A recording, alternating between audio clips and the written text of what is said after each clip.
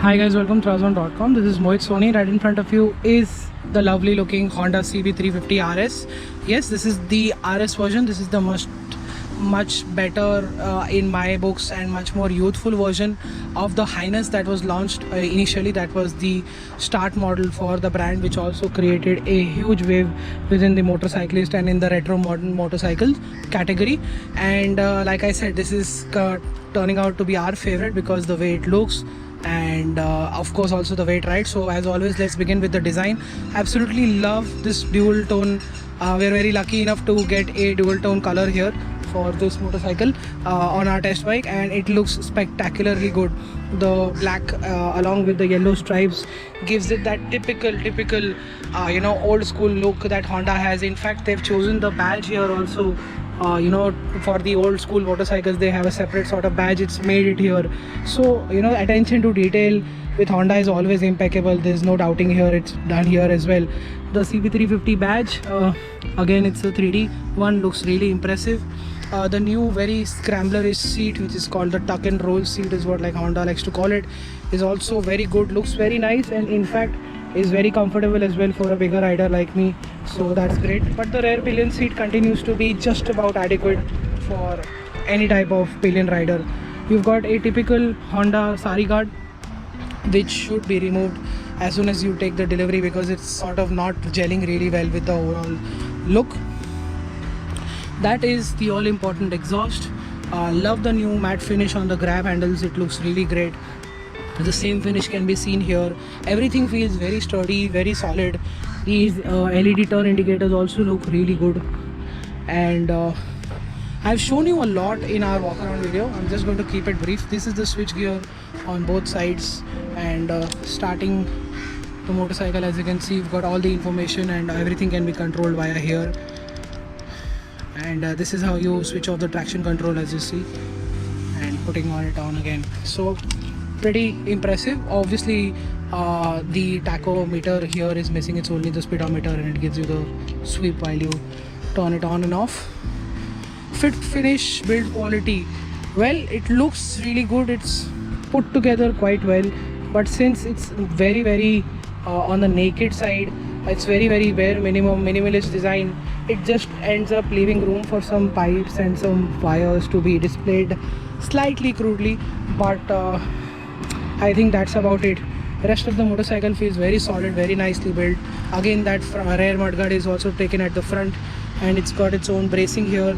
You've got these fork gaiters, which always look great on a retro motorcycle, and alloy wheels also look pretty good. I love the design on that. It's a little bit modern, but yet multi-spoke design gives it a modern look as well, yet it retains that retro feel. You've got a skid plate here. And so talking about suspension, you've got Showa forks at the front, and a adjustable twin shock at the back.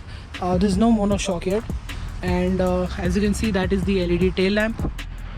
Let me try and show it to you how it looks like this. Yes, so pretty good overall. This is what the motorcycle is. That's how the key looks like. And yeah, we absolutely love the design, the way it looks. I just can't emphasize how good this motorcycle feels. It is put against the Royal Enfields, but it does not have that stance and the presence. It does have the stance, but it doesn't have the presence because Royal Enfield motorcycles feel slightly bigger.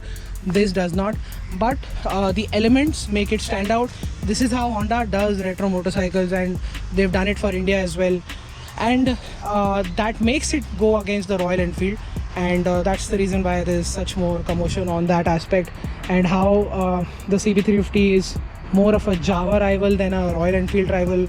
I think that is what something you should be looking at and comparing, because it's got that modern feel more, and retro feel is there.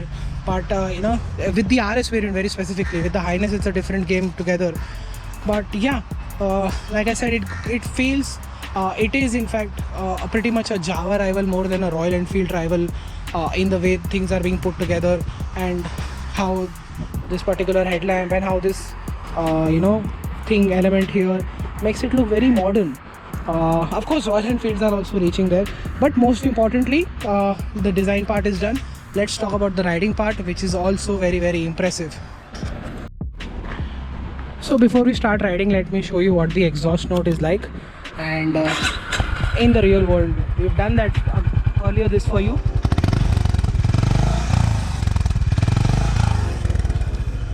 So it's got its own gruff note and it's got the thump at the same time, while the Royal Enfields have a much more smoother and yet a thump. So I think that's the reason, that's the distinguishing part for Honda CB350 RS versus the Royal Enfield and the other rivals in this category. Clearly it sounds really good to my ears, that's for sure, while riding or like this while driving it on standstill.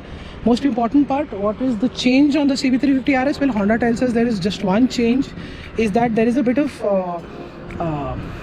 weight or balance added to the gearbox to make sure there is a little less vibration. Of course, the CB350 was known for the Highness also was known for no vibrations whatsoever, but they thought there were a bit of vibrations, and they are in fact present on the handlebar. They're not on the pegs, they're not at the tank.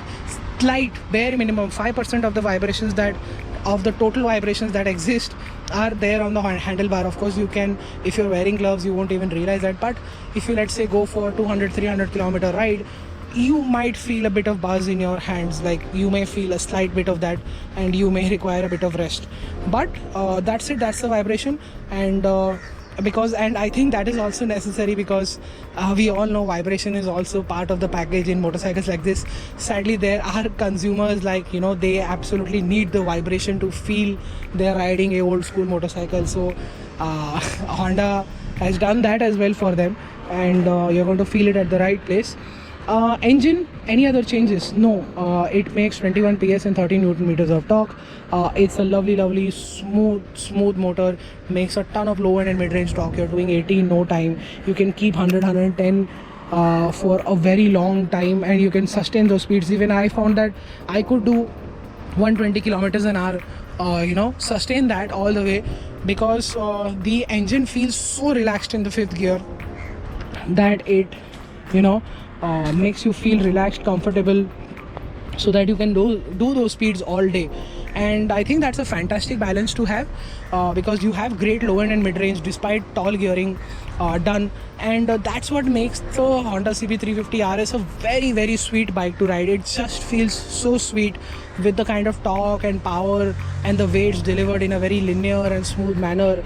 This makes the whole motorcycle so docile and so easy to live with. It's just, even a sport bike owner will absolutely love this bike for the kind of docile and nimbleness and the ease of use that this motorcycle offers.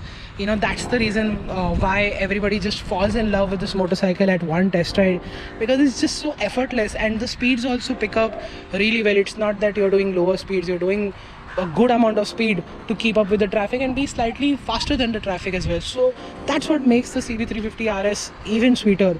Even with the tire upgrade and everything, the dynamics are not compromised in any way. It feels very stable, at higher speeds, but I think the Highness feels a bit more stable at higher speeds. This feels, with the bigger, chunkier tires, there is a bit of weave, or a bare minimum amount of weave that you notice at very high speeds, let's say while doing 100-120, but that is not something to be concerned about by a huge margin. Brakes, both of them inspire great confidence, and the front bite is also very impressive. It comes to a stop without any fuss, and tires also grip really well. Side to side transitions, I felt that it's a bit on the heavier side, and it could have felt a little more nimble, but then again, I am not going to go on a racetrack, nor anybody else is going to go in a racetrack and switch from corner to corner on this bike. Is all about leisure riding, and it does that really well. And most of the time also, when you are outgoing for a ride in the twisty mountain area, you're not going to be disappointed. So it's a very nice balance, and I think it's slightly better than most bikes in this segment. It does feel really good, and feels quite sporty and relaxed at the same time. I think that's a balance very hard to achieve. and the overall ergonomics are also really good. So that makes the CB350 Highness or RS, this particular version here, an extremely easy bike to ride. That is what just takes you away. We ride very demanding motorcycles from time to time, and when you switch on to this bike, it just feels so good to ride, so relaxed, and yet you're doing enough speeds to be comfortable ahead of the traffic. And that's what makes the CB350 RS in my books a fantastic bike to live with. If I could own this bike, I would definitely go ahead and buy it. And if you are looking for a bike in this segment, you should definitely consider this bike, because it is something that you cannot ignore. I think that is it. Thank you so much for watching our video. Make sure you like it. Still have some questions, put them in the comment section below. Subscribe to our channel, follow us on Instagram, Twitter and Facebook. We have the annual awards going on, so if you could go to our website and vote for your favorite car or bike, you could win some prizes as well. So that is it. See you next time. Goodbye.